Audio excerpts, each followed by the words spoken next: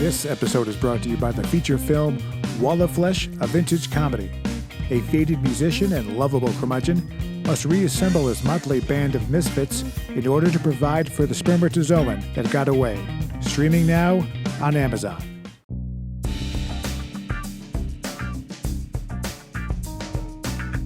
Big beginning. Big, exciting intro. There's music right now. Here comes the music. There's music in the background, which is awesome. I don't know who wrote it, but he is a genius. And it's playing in the back, and we are very excited. We're at the Poor Life Choices Production Studio 5.0, the Coronavirus Edition, coming at you from Ontario, Canada.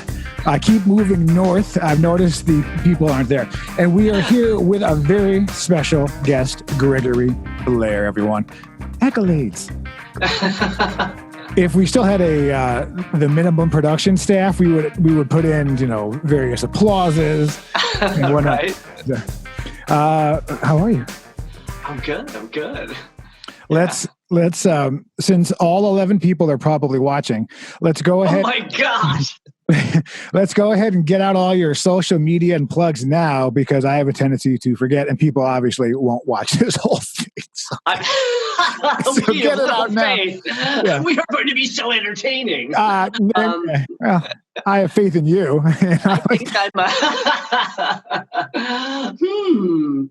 I'm pretty much, I think I'm the Gregory Blair almost everywhere. So like Instagram, Twitter, Facebook, I think they're all the same. It's always the Gregory Blair. The Gregory Blair. And you are I'm going to give you some titles, and you can correct, add, or subtract. Okay. You are a writer, a director. True. A fantastic actor. Of course. And I don't know. Did you produce your films also? Were you? I've co-produced. Yeah. So we got a writer, director, producer, actor. Yeah, all that. And script consultant. And that's good to know. Yeah. I do. Hey, now's the time. The people that are watching that are writing on projects, this might be a good time to reach out to at the Gregory Blair at Instagram, Facebook, Twitter, and LinkedIn. Yeah, I've been actually doing a lot of that, because that's pretty much all people can do with the whole social distancing thing. Is right. At least you can write. And so, yeah, I've been actually doing a lot of that. Are you finding that you're actually getting things done, or is there a little bit of a lag? Because some people, given too much time, it's more difficult for them to create, like sometimes the manic, but I'm kind of dragging. I have this time, but I'm not really working that hard. I'm doing these. Interesting. No, I guess it's a variety of stuff. I'm also, because I'm in the house more than I think I usually am to some degree, even though I am more of a homebody. I'm also using the time to do the things that I never normally do, like cleaning out closets and all that stuff. I shredded my paperwork from 2010. I found a box. I know every nail, every thumbtack, every staple is now organized. That was great for the first 5 days. And now, right. Everything. But it's good. So, and yeah, like I said, I just finished doing a quick set of notes for a recurring client who had this new actual short story that's super cool, but I can't. Really? Yeah. But yeah. So. NDAs, people. Well, this is Hollywood. We can't talk about things. I know you want to know, but this isn't even fancy. Yeah, this isn't even an NDA in a traditional sense. It's more of it's a gentleman's agreement of an NDA. Right. Totally. Yeah, which means nothing in this town. But ain't no gentleman around here. But so, anyways, the inciting incident is he has sex with his mother. No, I don't know. That seems. I don't know. I'm not trying to give notes. Whatever. But thank you for taking your time. Everyone kind of in the industry is. Kind of, video journaling. This is what I consider this. I consider this something where we get to basically hang out as friends and talk. Yeah. And then if the good people at YouTube want to watch it, they're welcome. Right. I get it. I totally get it. I think that's one of the, positives angles which I think we all need to look for during this time, is that there's a ton of people getting creative in how they use the technology we have to communicate and or entertain and or I think it will forever be shifted as of now. This will be the push that I think will take not only us, but so many businesses will just, there's no reason to fly to Des Moines for a business meeting for an hour. I mean, there's no point anymore. I mean, business travel, obviously due to the airline predicament, but all of that, yes. Even just commuting 50 miles, 40 miles, 30 miles, 10 miles when we have this technology. Right. It's ridiculous why anyone's doing it. And offices, the business owners will save money because they don't have to rent offices and they don't have to rent parking areas and pay for parking and all that insurance, garbage. right? But people don't want to work from home. I've worked from home for the last, over a decade. So, which is good, which means that I do all of my errands on like a Wednesday at 10 a.m. Rather when there's no one out. It's usually me and the moms, comedy's kind of a nighttime. Oh, you mom chaser. You mom, hey, listen, you want to find some MILFs, you go down to I'm going to stop there. We've already talked about mothers too much on this episode. Yeah, really. Yeah, it's a recurring theme here. No, I'm not Italian, and this is fine. We don't have. You've seen an episode of The Sopranos. It's fine. I remember Oedipus Rex. I'm okay. Yeah, but I don't know. My eyes are bleeding. Why are my eyes bleeding? Happy Mother's Day. Too soon. Too soon. Actually, my mother, I'm kind of being a little bit of a bad son. What had happened was, my mother is aged. I don't know. She's, I'm going to be 41, so I don't want to put her out. But she's age is a relative term. Right, and she reminds me every birthday that she looks 10 years younger than she is, which is nice. So she lets me know that she is younger than most people think. So there's always, people think I'm a lot younger, and I just say yes. That's right. That is the correct response. Yes, and she had her birthday last week, and my father is 92, right? And I was supposed to go see them. I didn't go see them. Obviously, we're on kind of lockdown, and I was going to send my mother some flowers or a gift basket. I'm in LA, she's in New York, so I wanted to do something special. And I called my brother and I said, listen, they're doing nothing. If I send you money, will you take the parents out? I'll even cover you. So my gift I'll give you, I'll PayPal you cash, and the three of you guys go out to a birthday dinner on me to celebrate.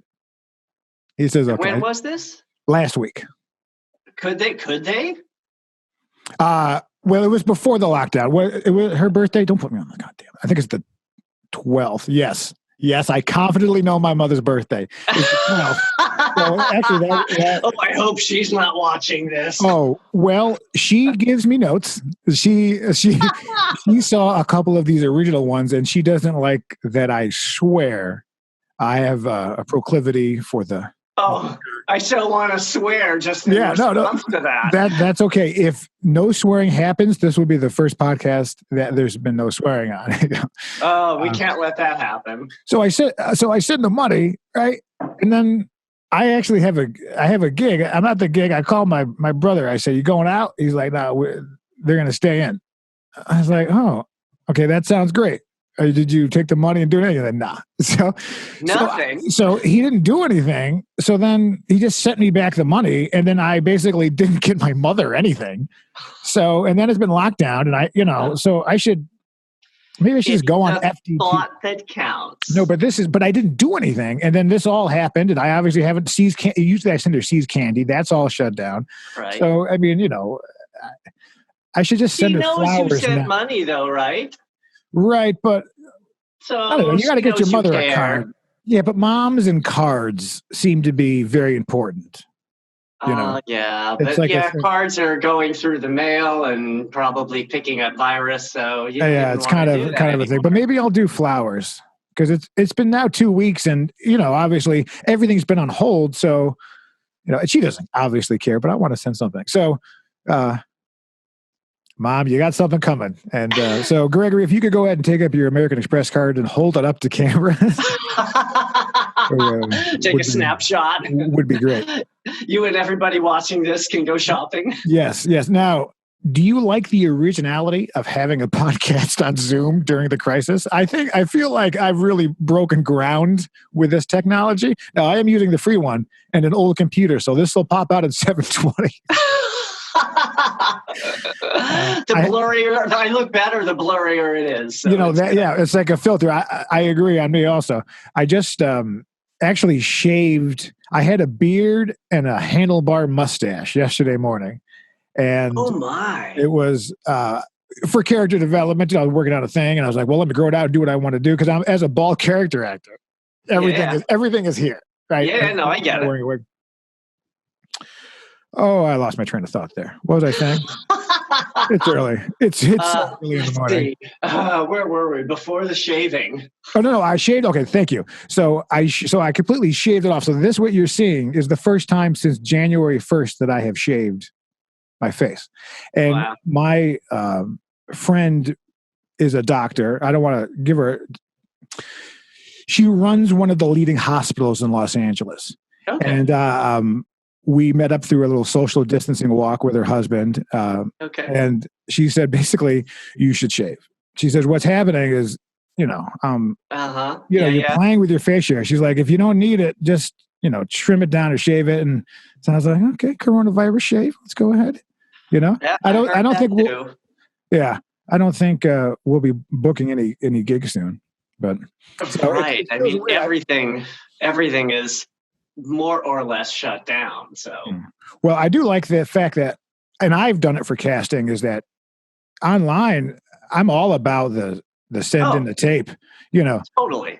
I don't think there is almost any reason for the first round of auditions to ever involve human contact. You need because you submit, you get the resume, you get the picture, you can look them up online, you get a good idea whether or not they're likely right or wrong for the role. Then you ask them to do self-tape, right? And you can then see how they've interpreted the role, whatever. You get a sense that, yes, this is a professional. They can do a self-tape. They've done a good job. I like what they've done. Then you move into the yes pile. The camera's this way. Yeah. And then that small group that's made it through those hoops, then you need to bring them in the room and get the real energy and the real vibe and all the stuff that isn't on tape. And I think more is going to happen. What's the point? I mean, I did for my last project, I obviously cast a bunch of people that I knew, but for the people that I didn't, I was like, I'm not having you come. It's just like, if I don't want to get in the car, because the time you drive, if you get Burbank, you have auditions in Long Beach for some reason, you're all over the place, and it's just not time efficient. I stopped going out for shitty gigs, as one should. Oh, but even the ones that you're like, I would do normally. But now the time isn't worth, like, once you build up enough credits in this town and there's kind of no, when you start, you do a bunch of shitty gigs. There we go. Anything. And it builds up. But I do like the idea of the tape. And then everyone is asking for an Instagram handle, I think, so they can actually see what you look like, right? They're going to click right on there. And which is interesting because some people use, look, I'm touching my face. Oh no, don't do this. No, but I don't think it sucks up through your eyebrows. So I think we're good. Just don't. Okay. Eyebrows are good. Just make sure you rinse out your cocaine straw. You gotta make sure you put that under. Don't share dollar bills. I've only seen this in movies, but from what I've seen is don't share. Who has dollar bills? Yeah. It's so hard to do coke with the Canadian $2 coin. I guess that's just, you can just do a little I've seen in the movies, character development. As a non-member of the actor studio, I find that while playing an alcoholic, I like to get drunk. So what's going on with, you got any projects you're working on? Anything kind of working on at this point in time is tricky. Right. Although I do applaud the people who are making short films. in their house, finding ways to and using other people. A guy, the mother is the necessity, right? Exactly. A director I know had a bunch of actors. He sent a poem, an Edgar Allan poem, out to actors, and then he just had them all do their own variation of either the whole thing or sections, and then he edited the whole thing together. So it's all of these different actors doing all these sort of different colors of this one poem, made this little movie out of it. And I'm like, this is so great. That's I mean, there's a lot of that going on that I love. I'm not doing... well, this is good. This is good stuff right here. This is just as good. This is, I mean, I don't want to say better, but what we're doing here is incredible. Totally. Well, because we're giving people ideas, right? We're giving people ideas. We're giving them entertainment of hopefully some sort. Hey, well, it's free, so I don't want to. You don't bitch to me about the content. Free, right? Right. You can't complain about free that's content. good, right? And then I'm doing, like, as I said, some writing consulting, and then I have films that will be coming out. Interestingly enough, because of the virus, downside obviously was a film I'm in called Beasts of the Field was in the middle of its festival run, and now there are almost no festivals. Yeah, there are some that are doing online stuff, but most of them are down. And so as a result, the festival run for that, the producers just decided, forget it. Festival run is over. Let's just put it out there. So now that movie's coming out, I think, like in a month or so. And could you tell us the title again? Oh, Beasts of the Field. And do you know where it's going to be yet, or is it too soon? I don't know yet. Okay, fair enough. But check it out. So if you watch this video in a month from now. Yeah, so that'll happen soon. The other one that was more likely to come out earlier than later. Well, there were two actually. There's one called Trick and Treats, which now will probably, if we're lucky, it might come out the end of this year. We'll see, because I think they had just a little bit more actual footage to get, and now I don't know if they'll be able to get that. So either they'll rewrite and find a way around that, or they'll have to wait for that. Everything is delayed hard. Everything. It's hard to plan. I think, though, that the other one that I was going to mention is The Horrific Evil Monsters. And that one, because that's totally in the can, and I think he's done with... Which is Hollywood talk, which means they threw it away. Go on. Yeah, right. And so that one, I think, will come out in a matter of months. It'll probably go... Well, normally it would go on the festival circuit. We'll see if that's still happening. And plus, the distributors are delayed, right? They're not even in the office, right? I mean, everything is no. So basically, everyone who had plans for the spring and early summer now have plans for the fall if the world. I'm telling you, I just signed with a new agent with Pure Flare, and it was perfect timing for pilot season, which now isn't happening much. I mean, I saw one. The only casting I saw was a non-union music video. Obviously, some guys just trying to be like, this is the only casting that's out are just guys who don't get deaf yet. It's really because because for one thing, pilot season, because obviously that's for television. Television, you have to go in the room for the producers, the networks. That can't happen all by tape. So it's really hard to cast that sort of stuff. I think if you wanted to do pre-production on a film, that was a good time. You were mostly casting, like you said, people or people that can do the job because you can afford the A-list actor. You want Leo Caprio in you. No, I took him. He wanted to work in my last one, and I said, Leo, baby, I'm sorry. It just you've aged out. You've aged out, my man. Right. So, I think there is some level of very early casting that technically could happen, but not much else. So we're all just sort of twiddling our thumbs as far as that goes. Yeah, because the projects you have are being held, and you don't really want to push new ones out because you have the ones you have already in the can ready to go. So there's just so much time delayed where it's difficult to plan. Normally, yeah, right. Because part of pre-production is setting up a timeline, which no one can really do because we don't. The timeline is out of our hands at this point. How long are we going to have to be, in the house? How Right. long are They just extended business it. is going to be closed? Well, they just extended it to the end of April now. Yesterday, I think, or the day before. Did they? Oh, shoot, I missed that. So Okay. It's which is probably the right call. You know what I mean? Well, as far as health is concerned. Yeah. But yeah, I mean, who knows? I mean, I'm not trying to get anyone sick, and it seems I actually got a little irritated yesterday. I ran out to the supermarket to get the basic supplies, which I don't want to do, but if you got to do, you got to just, you got to buy food to eat. It's very hard to find delivery services that can sometimes deliver what you need when you need it. It's a real gamble. It's like a game now. It's like, okay, this company can get me that in 7 days, and this company can get me that, yeah. and it's really tricky. So sometimes going to the store and facing the crowd and all is the move, right? Your only option if you're out of something. It was quite the experience. But there was a man who brought his little baby, and he I don't know how old the kid was. I mean, I don't know kids, but under a year, but enough to be able to sit up. But yeah. I mean, I don't. Yeah, and she's just touching. I'm like, why did you bring a baby out to this? What the hell? I'm assuming he's a single dad or something. But if no. The mom was there also. They caught up later. I saw.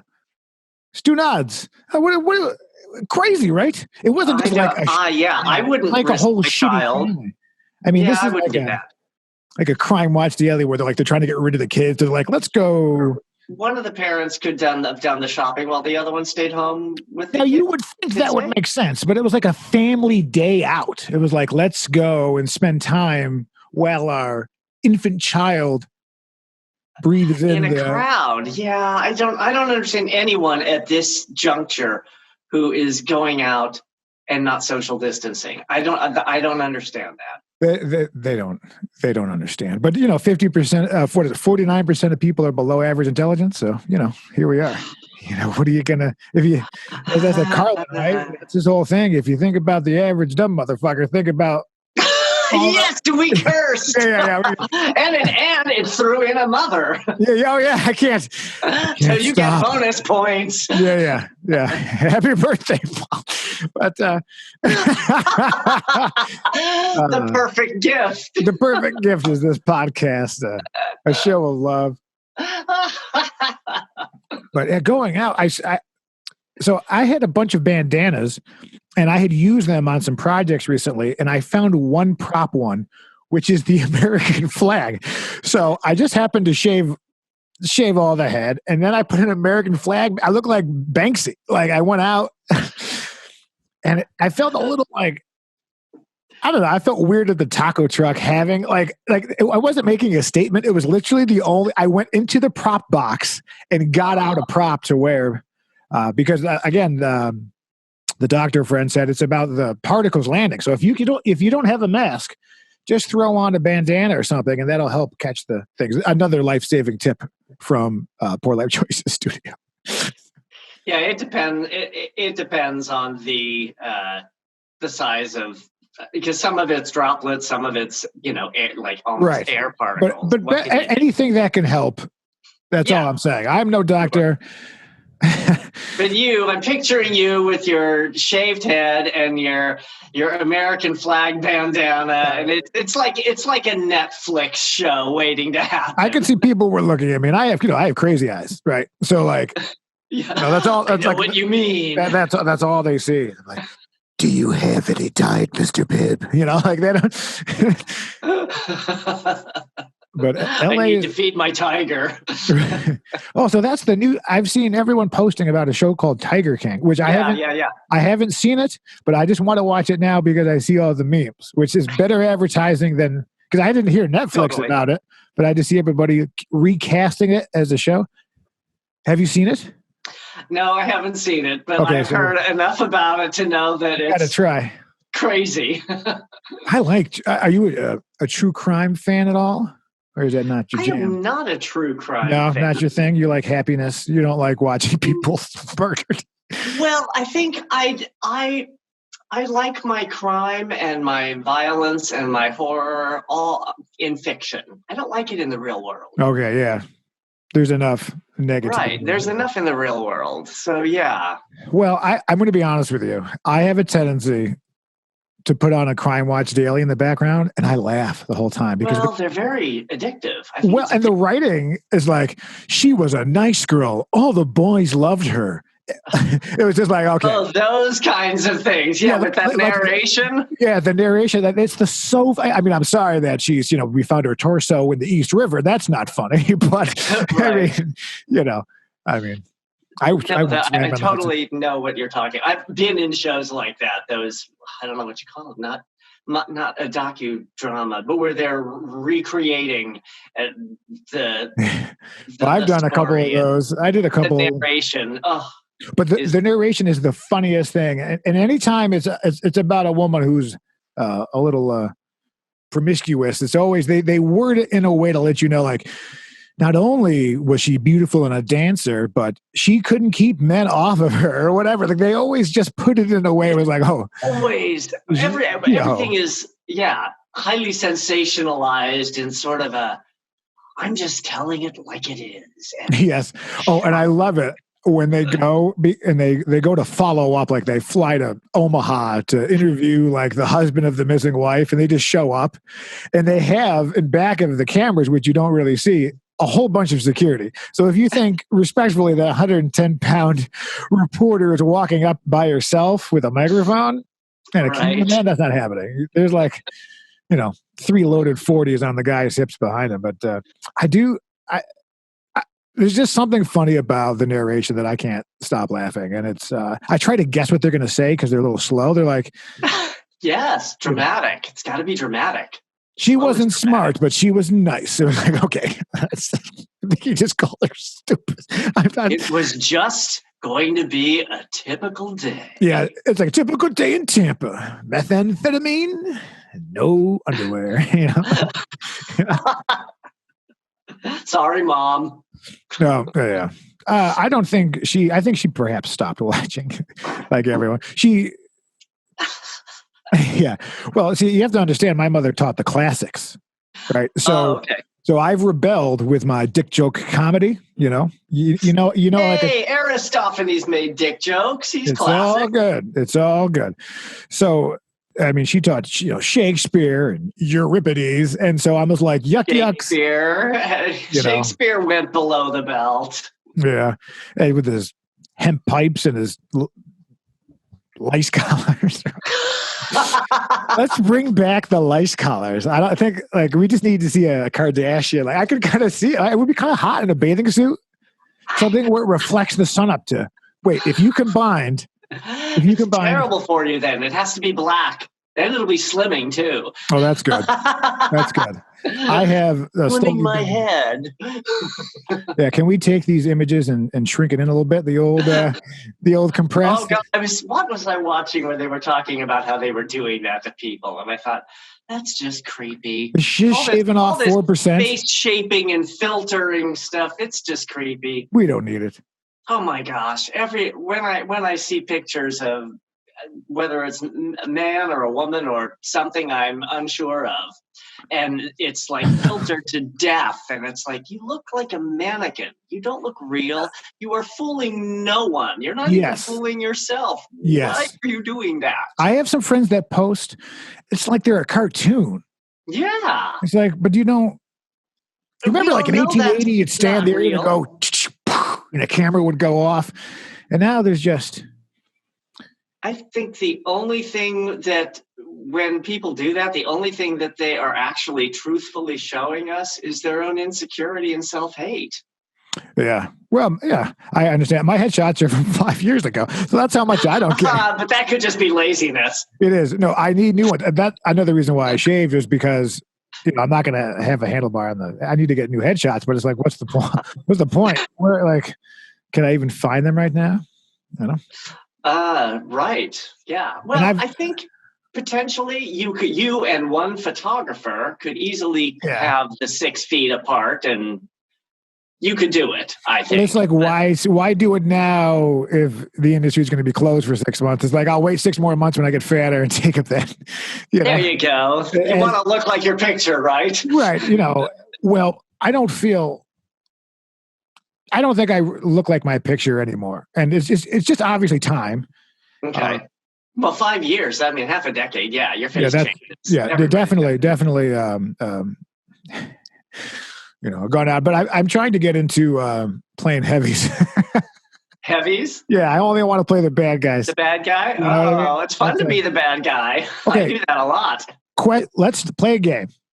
Okay. We're going to name 3 things that the other person could be cast for. I see you as, you could be a congressman. I can see you as a doctor. I can see you as a lawyer. Those are, I think, my top 3. Like, you just rock the high moneyed gigs. You look. I usually go for white collar kinds of professions like those. I can see that. What do you think, this mug? Well, to be fair, I've seen you with a lot of different looks. Yeah.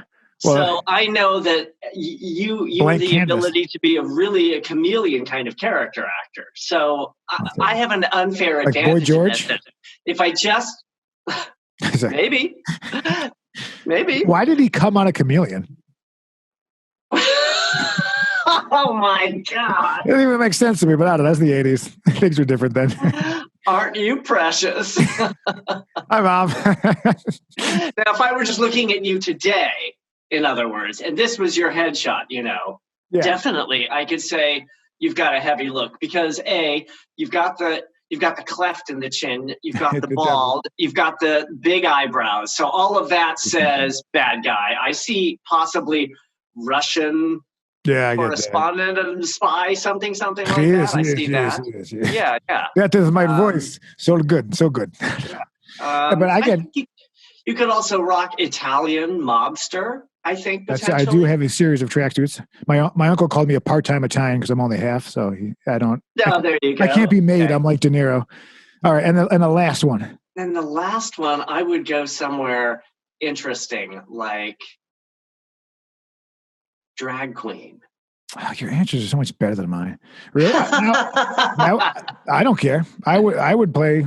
I got to tell you what. I always get cast blue collar. So you're a white collar guy. I'm blue collar. Right? I get cop, bouncer. Yeah. I shave my head not because I'm a badass. It's because I'm bald. And I don't want So I don't shave my head in any sort of rebellion. It's just the better option. Oh, stop. Let me imagine you're cool. Okay. No. Oh. I'm cool, but okay. Oh, thank you.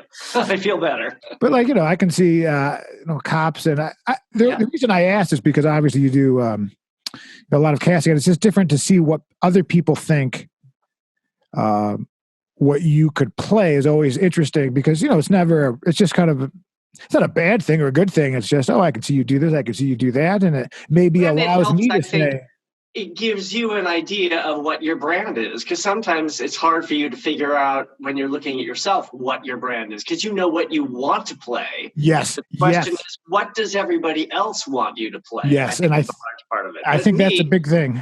So when my 3 things for you, 2 of them sort of fit into your wheelhouse of tough guy, thug guy things.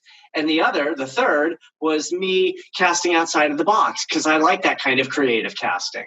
Yeah, and I got to tell you what, I would be more than happy to play a drag queen. I don't care. If the part's fun, it's a good part. Well, yeah, obviously. The other thing is I look like this, but I'm from a comedy background, which can be challenging, right? Because, they're not hiring me to do the yuck yucks. I don't look like that traditionally. And when you look at me, you're going to be like, let's put an earpiece on it. I can't tell you how many FBI agents I played, detectives, cops, all that stuff. And that's fun and all. But then you've created this movie that's hilarious and you're really funny in it. So, I mean, that's a vehicle to use pieces of that for your next demo reel, for a comedy demo reel, to try to get those gigs, to show people, I do that too. Well, you want to do some film shout outs for each other? I'd like to mention your Garden Party Massacre, which is available on Amazon, and it's very funny. And you wrote and directed that too. Which is, I didn't know that until I started watching it. Oh yeah. Yeah, because I knew you were acting in it, which is incredible. I mean, you're one badass, man. Knocking it out. Well, that was an example of casting outside of the box, because I think I knew I wanted to play a role, but I didn't know which role. And then as I was casting everybody, I was like, okay, I want this person for this role, and then I'm going to give this person this role. And I was like, okay, that's sort of the way that all fell into place. I'm like, all right, I'm going to end up playing the dumb blonde, which no one would ever cast me as. I mean, that's never happened, and it's never going to happen again. Right. Probably, See, that's the thing about writing your own projects. The whole reason that I wrote Wall of Flesh, the vintage comedy, a sponsor, which was the one I was going to mention. Yeah, well, my thunder. No. Is that it allowed me to cast myself and say, hey, this is what I can do. In addition to being like, right. all day long, I can do, I can do the yuck yucks, and may I say that trailer for that film, and trailers are so important for many, many reasons. We can get into that and talk about that. But sure. To stay here, the trailer for that movie is so hilarious. Thank you very much. I mean, you not only prove the acting side that you can handle comedy, but the writing. Thank you. I mean, it was obviously all, it was blue humor. As most people know, I didn't go to film school, so this movie was my film school. So I made just a fun one to figure it out on my dime. It was which is great. 1/3 of film school. I have a product. Totally. And it was and of course you were in it, and you were incredible. And in fact, my amazing cameo. I would tell you what it was, and so comment below. But James Gandolfini wanted to do comedy roles, and he described himself as like a 285-pound Woody Allen. He always wanted to play those comedy roles, but nobody would ever think of him. And that's why after The Sopranos, he started that movie with, it's so good. I'm Julia Louis-Dreyfus, where they did the rom-com together. I think it was his last movie. I did not see that. But he did a rom-com. I like both of them, though.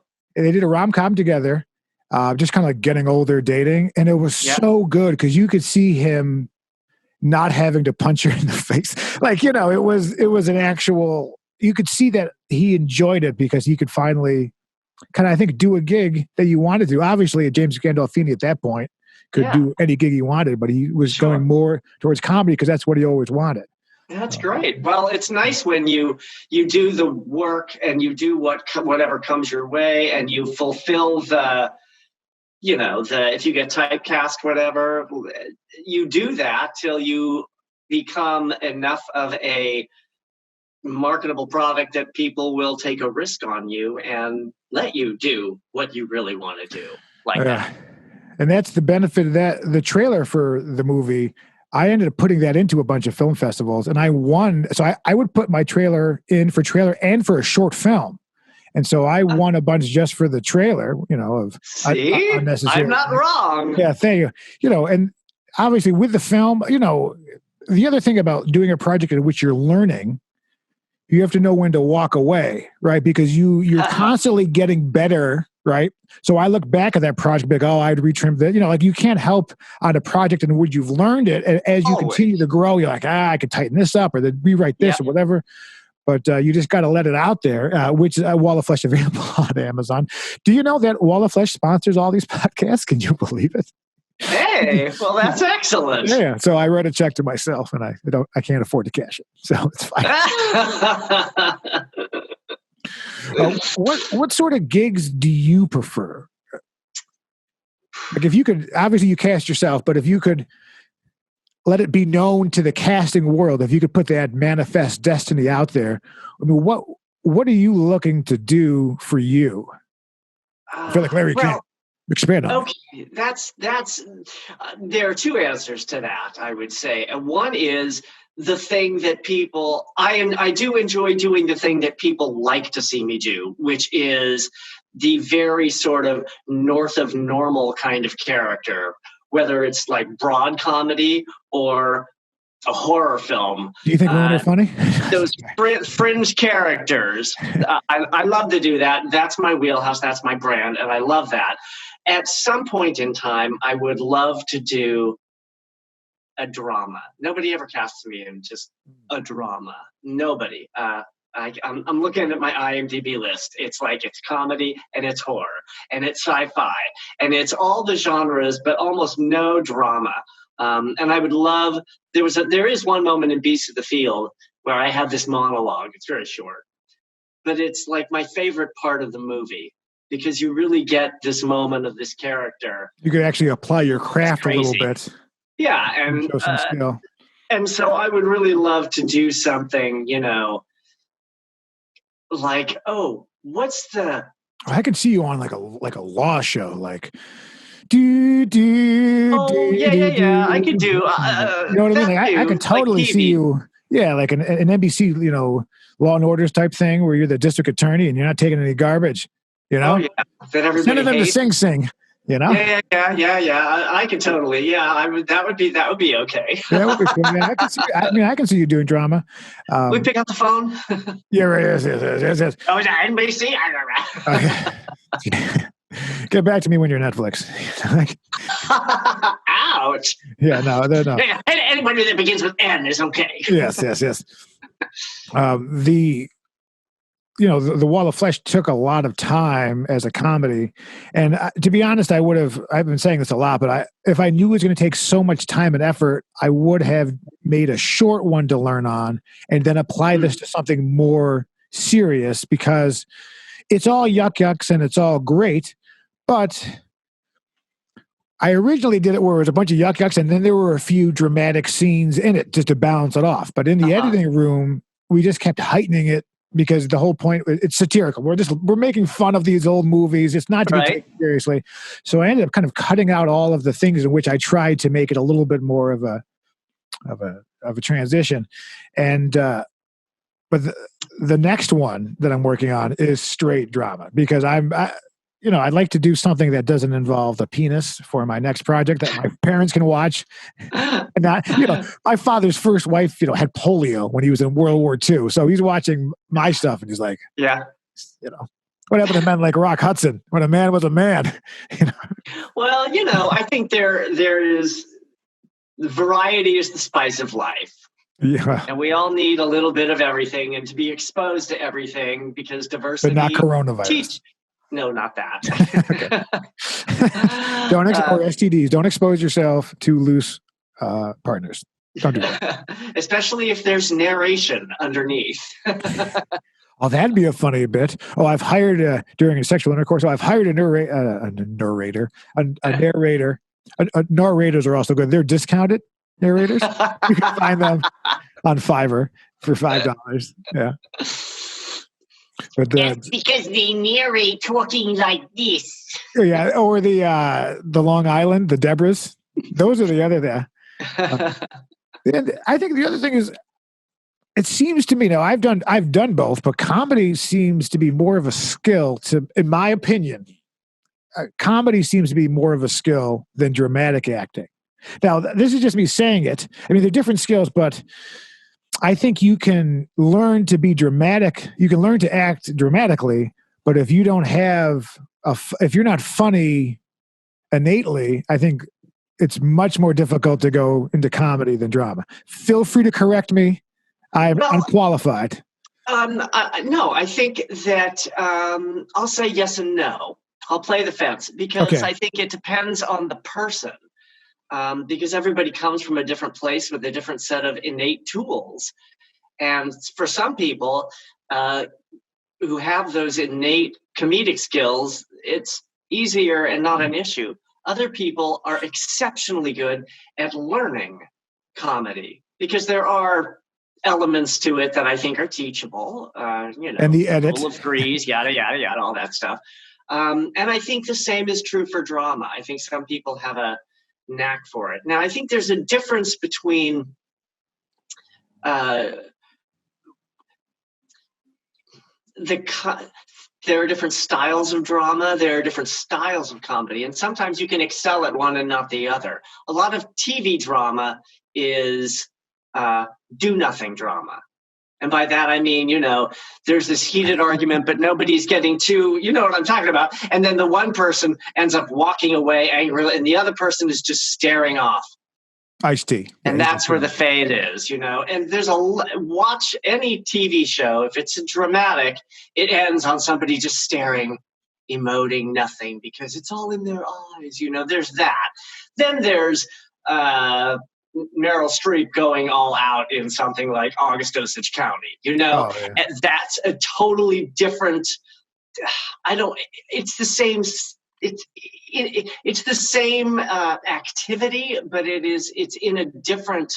It's on a different trajectory, I guess, is the best way to say that. And I think it's easier to teach that television drama than it is to teach the Meryl Streep example I gave. Oh, yeah. Similarly with comedy, some people will find it much easier to do witty repartee, while others will find physical comedy come totally naturally to them. And so I think my advice would be try to find what does come naturally to you and use that. And combine that with the look. Be a part of your brand. Like we were talking about before so now you're talking about implementing a skill on top of what you'd be cast for, because you need to be self-aware of what you are. Exactly. Because if you can combine, because that's what acting is. I think, to me, it is. I know I'm adding some visual here. Acting. You have an innate talent for which you cannot take credit for or be proud. You can be proud of it, I guess, but it's just something that's in you. Some people have this talent for acting, and then there's skill. That's all the stuff you can learn in a class, and you put the two of those together, and that's where the magic happens, I think. And that's how people advance in the acting world. But you have to know where this is so that you can put those two, when those two are working in sync, that's when the magic happens. If they're not, then it's like, oh, does that make sense? Sure. I would also like if they had separate categories for drama and comedy for the Academy Awards and things like that, right? Totally. Why are we comparing?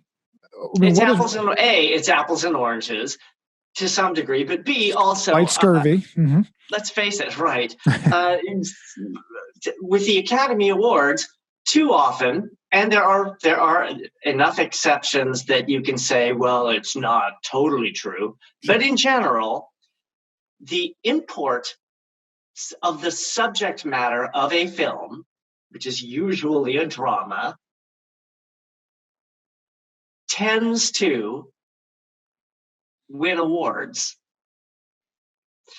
You don't see people winning awards as actors generally for any genre other than drama. It's horror. It's never horror. I'm saying not never. It's almost never horror. It's almost never sci-fi. It's almost never action. It's the next one under drama is comedy. Some people can win for comedy, but basically the Academy Award goes to somebody doing a dramatic role, because somehow we perceive dramatic roles as being more amazing somehow. Right. And why is here's my thing. Why is making somebody cry any more important than making somebody laugh? I'll tell you why. Scream or anything else. It's all about communicating emotion. People can think they're funny. There's the difference, I think. Like a guy's like, oh, I'm funny. I can do this because I'm funny. But when are they an actor? They're not acting dramatic in their life. But if they're the yuck person, it seems easier to them. Well, okay. If the Academy Awards, since we're picking on them or discussing them, Yeah, they are considering this to make into a major motion picture. Go on. Well, no, what I mean is that your average Joe, for lack of a better term, isn't voting on that. These are the actors vote, or I believe it's all actors voting for actors. So actors know better. But they know it takes just as much work to be in any genre and do your part well. I got to tell you, I'm a conspiracy theorist. I'm just going to put that out there now. But like, bring it. Yes. I know that they're bought and paid for. The other thing about there's politics and all of that too. But when you were a kid, when you're like 16, you're like, I'm going to move to Hollywood and win this. You're blind to the fact that these are business transactions. That Harvey Weinstein. He has coronavirus now in jail. Right. Just thought, okay. Well, apparently Harvey Weinstein brings down the. I don't know. I auditioned. He didn't make a move. I was like, what do you need me to do to you? You name it. Put me in the Hunger Games 6 or whatever. I'm down. I have no line. No? I think at the end of the day, the important thing is that you love what you do. Because if you're not loving what you do, nothing else matters. I mean, look at the people who have whatever we call success. When, they're in a lot of movies, or they make a lot of money, or they win a lot of awards, and then they kill themselves. Right. Happiness has to come first, I think, on some level. As long as you're able to, put food on the table, as long as you can get food and shelter and the basics of human existence, I think happiness has to be involved in your choices. Otherwise, it's kind of a crazy world to be happy now. I mean, people are freaking out, and they're hard to just, take them. I mean, you can't help but put the news on, or you go on the AOL.com or wherever you get your news. Yahoo.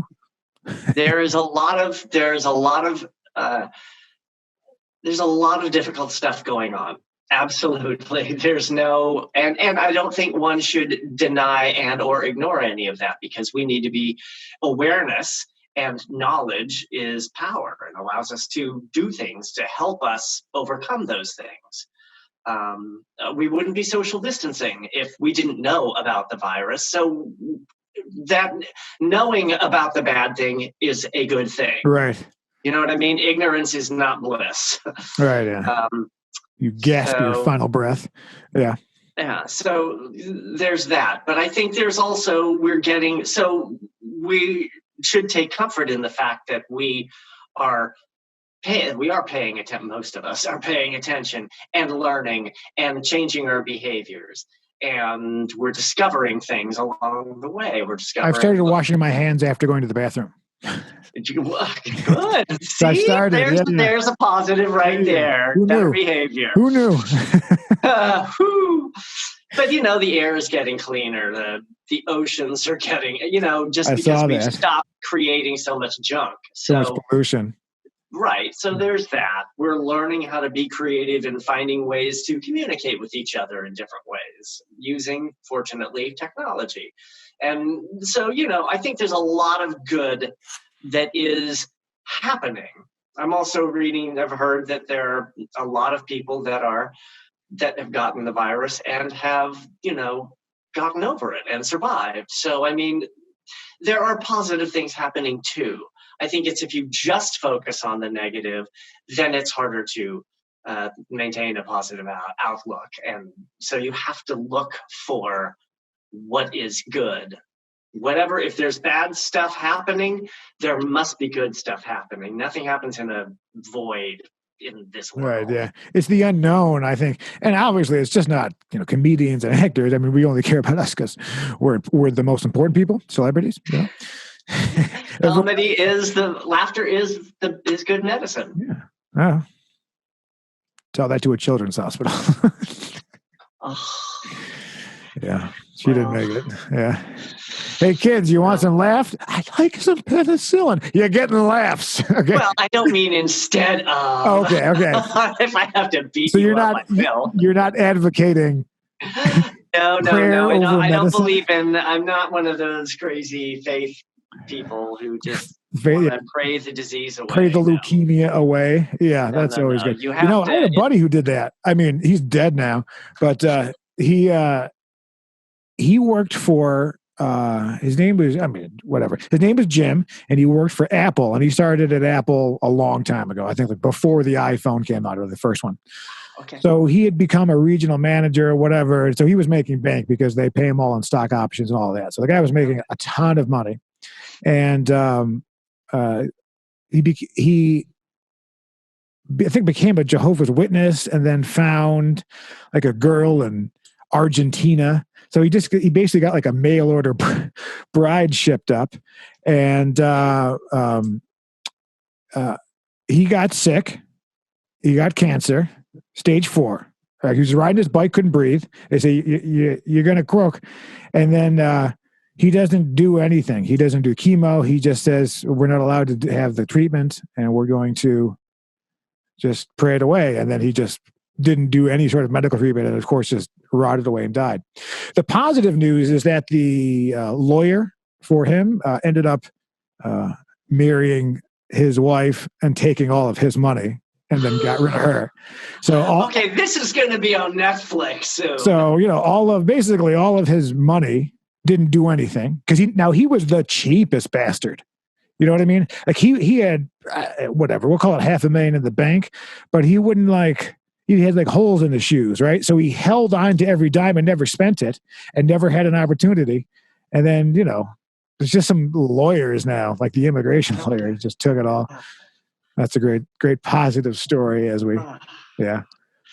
So the lawyer is giving to charity or something. I don't know. Oh yeah, he's lawyers. That's a license to steal. Hey, they're not all bad. They're not all. Many of them are, but they're not all bad. Accidentes, nueve. Yeah, we get you. Yeah, they're not all bad. They're following us all. Well, Mr. Blair, in summation, is there anything you want to say in your final, thoughts and final thing? Any? What is it like? What was his name who had the show where people would have sex with their cousins? And Jerry Springer, and he'd be like, final thoughts. Final thoughts. I would say final thoughts are stay aware, stay positive, find ways not to go crazy at home. Rent my movies. Yes. Rent our movies. Yeah, right. You're on Amazon too, right? Yeah. Absolutely. Okay. Amazon. Amazon. I mean, what are you guys doing? You're home doing nothing. Watch our movies. Yeah. Well, I'm at gregoryblair.info. You can find more about me there than we've covered here, and more than probably you'd ever want to know. But I want to know it all. Now, there you go. Normally, I start every show with a series of quick questions, in which I forgot to do. Oh no! Well, how quick of you! And I think I'm just going to kind of retire them. So, but we'll use this. So, my only question to you is, what president would you assassinate before 1850?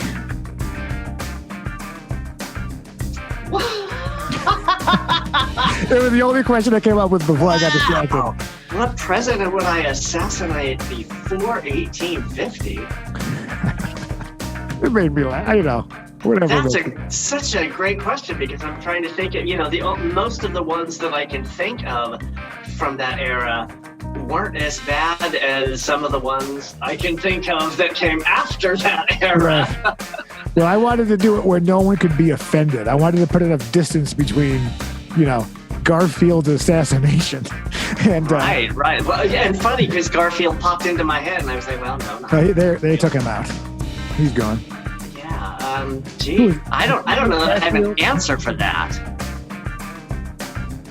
Oh, my answer would be none. I wouldn't assassinate a president. This was a test. This was the psychopath test, and you passed it. Congratulations. Gregory Blair, everyone. Follow him at the Gregory Blair Info for more information that you could ever use, and check out Garden Party Massacre and his other projects streaming on Amazon now. Gregory, thank you. You're an incredible man. To be continued. Awesome. All right. See, right now the exit music's playing. Do you like it? Oh yeah. It's awesome. It's the same music as the intro. I totally dance to this. Yeah, no, it's cool. You can listen to me. You can be my one person on SoundCloud. So check it out. Gregory, thank you, my man. You're awesome. Right on.